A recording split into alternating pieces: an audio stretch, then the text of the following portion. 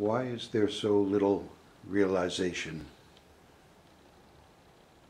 Well, realization is also infinite, but there are not very many people pursuing it because it might be very difficult to attain or achieve state of mind, or state of being.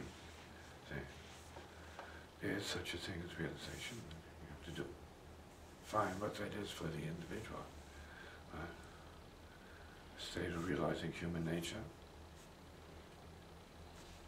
animal nature, Earth's nature.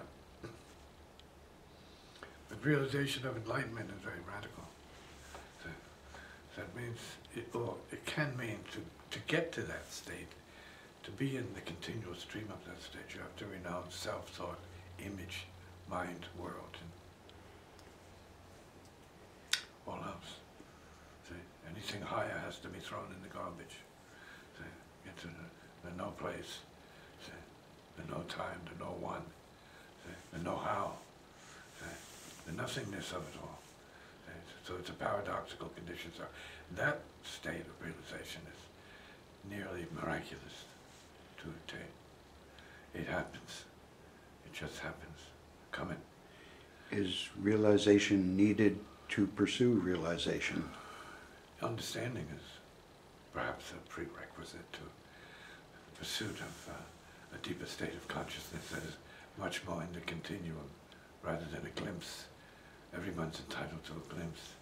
Since everyone's part of that reality of enlightenment realization, everyone can sense its validity. They know it. There's such a place. But it's very hard to realize that place as a continuum. But it's okay to know that we have the potential of enlightenment in each and every one. That's the Buddha nature, Christ consciousness potential in every being. Can we achieve realization and yet be ignorant of it? I doubt it. You're going to know it's there. Even the ignorant know it's there.